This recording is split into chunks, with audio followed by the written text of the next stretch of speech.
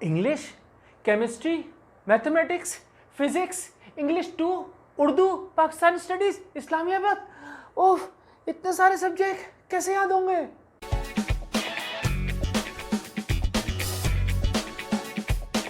अस्सलाम वालेकुम students, this is Safi with you. आज से पहले आप लोगों ने मेरी बेशुमार वीडियोस देखी होंगी स्टडी टिप्स पर, चाहे वो इल्म की दुनिया पर हो या मेरे अपने चैनल सफ़ीउल्लाह वसीउल्लाह पर हो। लेकिन आज की वीडियो में मैं आपको कुछ इंपॉर्टेंट बताऊंगा। वो इंपॉर्टेंट क्यों है? देखिए, हम लोग बचपन से आपको पता है कितने सारे सब्जेक्ट्स पढ़ते आ रहे हैं। नर्सरी, केजी, ग्रेड 1, 3, 4, 5, 6, 7, 8 कितनी सारी क्लासेस हैं। फिर कॉलेज है, फिर उसके बाद यूनिवर्सिटी है। उसके अलावा अगर ऑफिस में है तो ऑफिस में भी बेशुमार चीज़ें वो आपकी प्रोफेशनल लाइफ से रिलेटेड होती हैं। लेकिन ये तमाम चीज़ें एक सब्जेक्ट की तरीके से होती हैं जो कि आपको याद रखनी पड़ती हैं। तो किस तरीके से हम अपनी ज़िंदगी में नए आने वाले कंटेंट को, नए आने वाले सब्जेक्ट्स को याद रख सकते हैं? तो तजुर्बे की बात है कि इसके लिए सिर्फ 2 पॉइंट्स हैं, एक अंडरस्टैंडिंग और एक रिमेंबरिंग। इन दोनों पॉइंट्स को समझाने से पहले मैं आपको एक चीज़ बताता हूं जो नहीं करनी होती, और वो है बहुत ही पुराना लफ्ज़ रट्टाफिकेशन, यानी कि मेमोराइजेशन। देखिए, हम लोग बचपन से ही सुनते आ रहे हैं ना, हमेशा ये सब कहते हैं, चाहे टीचर हो या माँ बाप हो, बेटा ये याद कर लिया, बेटा वो याद कर लिया। तुम्हें तो कुछ याद ही नहीं होता, ये याद करो, याद नहीं करोगे तो फेल हो जाओगे। ये जो याद का वर्ड है ना, ये हमारे दिमाग में बिल्कुल बैठ गया है। ओह, असल में मसला ये है कि अगर इस याद की बजाय ये लफ्ज़ बोला जाता कि तुमने ये समझ लिया, क्या ये समझ में आ गया, वो समझना है, उसको समझ के करना है, तो शायद हमारा माइंडसेट ही कुछ और होता। देखें, अंडरस्टैंडिंग की आपको बेशुमार जो है वो डिक्शनरी में मतलब भी मिल जाएंगे, और अगर आप लोगों से पूछेंगे सब मुख्तलिफ चीज़ें बोलेंगे।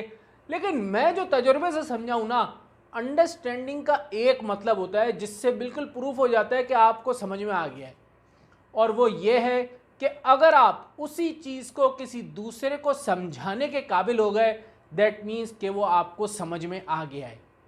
इसको इस तरह भी कहते हैं ना, whatever you have learn if you can teach to the 5-year-old, that is called learning and that is called understanding. क्योंकि अंडरस्टैंडिंग और रिमेंबरिंग जब मिलती है तो वो बनती है गुड लर्निंग। अब इसके लिए कुछ आइडिया देता हूं आपको। देखिए, अच्छी अंडरस्टैंडिंग के लिए आइडिया ये है कि आप जो भी उस समझें, पढ़ें, उसमें से की आइडियाज़ निकाल लें, और की आइडियाज़ निकालने के बाद उसको अपने अल्फाजों में लिखें। मैंने नोट्स बनाने को नहीं कहा, क्योंकि नोट्स बनाना तो ये होता है ना कि रट्टा किया, याद किया और नोट्स बना लिए। मैं आपको कह रहा हूँ कि की आइडियाज़ निकालें और उसको अपने अल्फाजों में लिखें।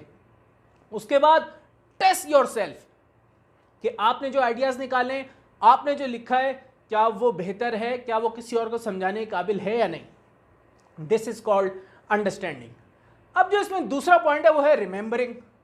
देखिए, रिमेंबरिंग के अंदर 2 चीज़ें आती हैं, एक है एक्टिव रिकॉल और एक है आपका स्पेस्ड रिपीटेशन। क्या चीज़ है, दोनों शॉर्टली देखते हैं।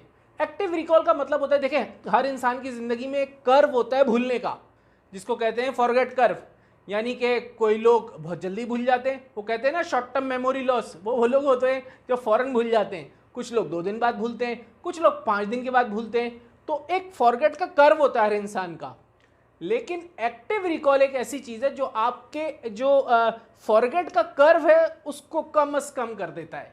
वो इसलिए क्योंकि जब आप क्वेश्चंस करते हैं खुद से और चीज़ों को रिकॉल करते रहते हैं, यानी कि रिट्रीव करना, रिकॉल करना, तो जब आप बार बार उसको रिकॉल करते हैं और रिट्रीव करते हैं तो आपके जहन में वो चीज़ें बैठने लगती हैं, आपको याद होने लगती हैं।